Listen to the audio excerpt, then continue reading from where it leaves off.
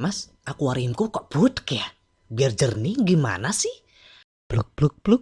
Ikan imut.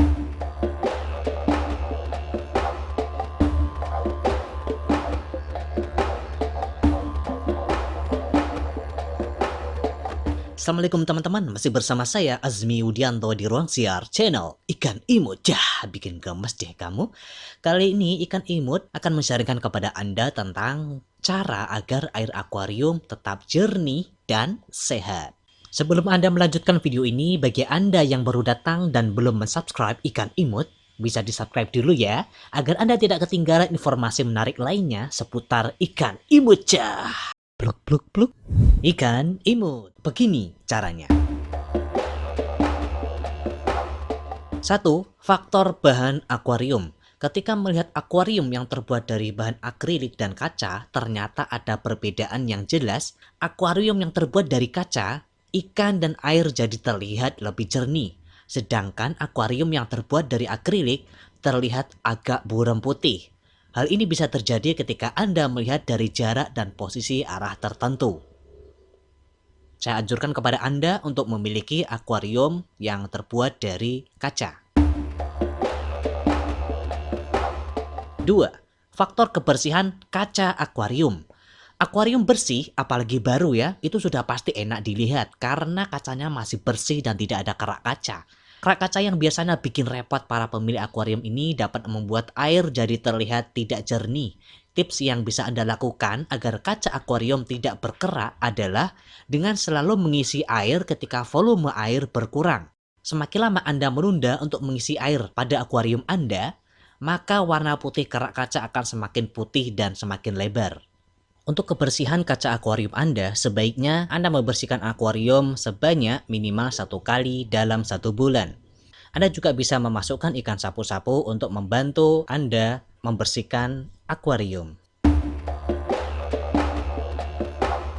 3. Faktor sumber air. Agar air akuarium Anda selalu jernih, maka isilah akuarium Anda dengan air yang jernih. Air jernih terbaik adalah air minum galonan yang biasa Anda beli dengan harga sekitar 5.000 per galonnya. Seperti air pada akuarium saya ini, air ini adalah air galonan. Bisa langsung saya minum ketika saya haus. Akuarium saya ini dibutuhkan sekitar 1,5 galon. Dan akuarium yang besar ini, saya membutuhkan sekitar 4 galon air. Langsung aja tuang air galonan yang Anda beli pada akuarium Anda. Bila Anda menggunakan air pump, sebaiknya Anda endapkan airnya semalam terlebih dahulu.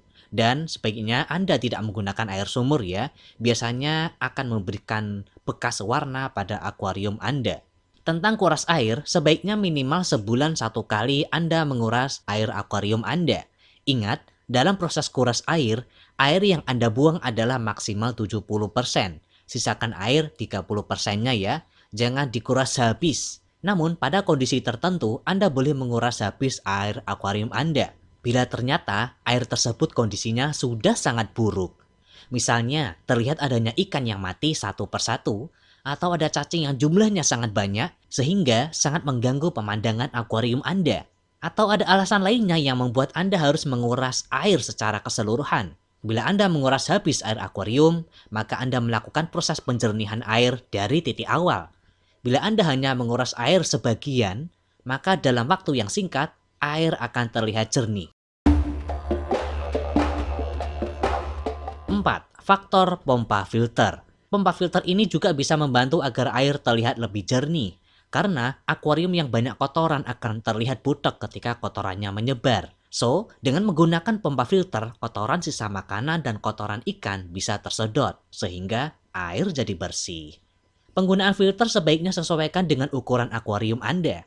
Akuarium kecil, ukuran sekitar 30 cm sebaiknya menggunakan pompa filter yang model gantung.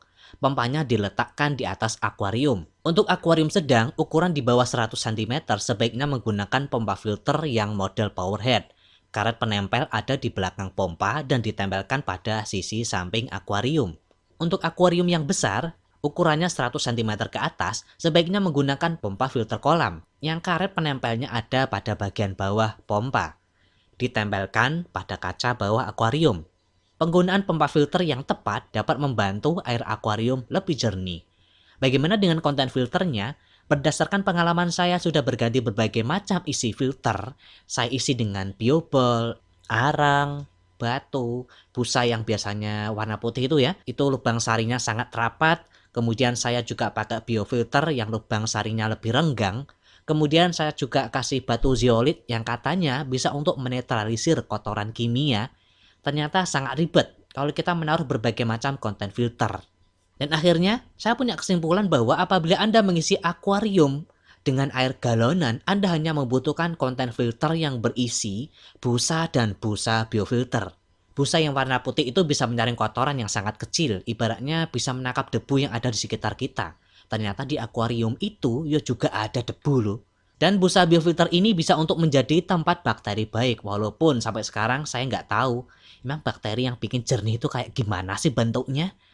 Ya udah deh, ikut-ikutan aja, percaya gitu. Lah nggak punya mikroskop buat ngecek kayak gimana bentuknya. 5. Faktor ikan.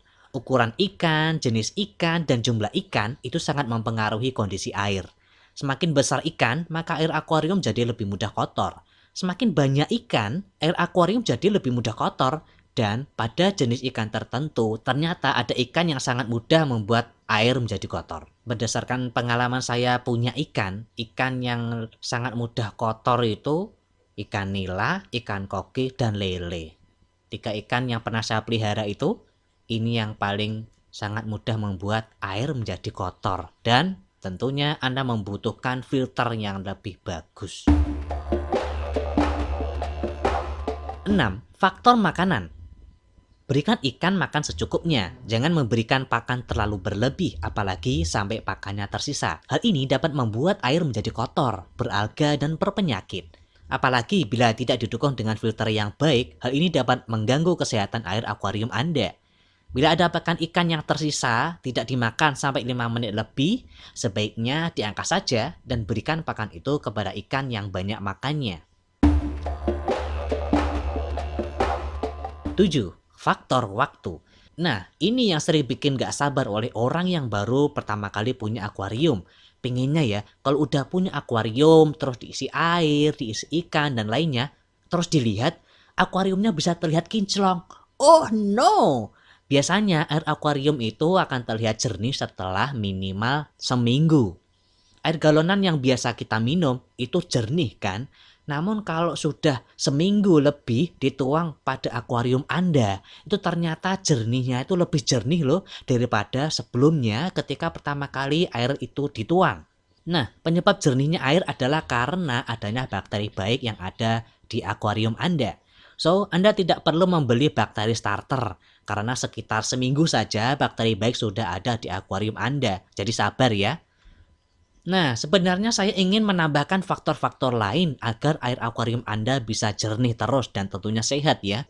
Namun sepertinya itu tidak perlu. Karena dengan beberapa faktor yang sudah saya sampaikan kepada Anda barusan, itu sudah sangat cukup. Gak usah repot, gak usah bingung, dah itu aja Anda lakukan. Saya jamin air akuarium Anda jernih. Kalau mau tanya-tanya boleh kok, gratis silakan WA saya di nomor 085728000074. Oke, demikian ya teman-teman sharing kita kali ini tentang cara agar air akuarium bisa jernih dan sehat.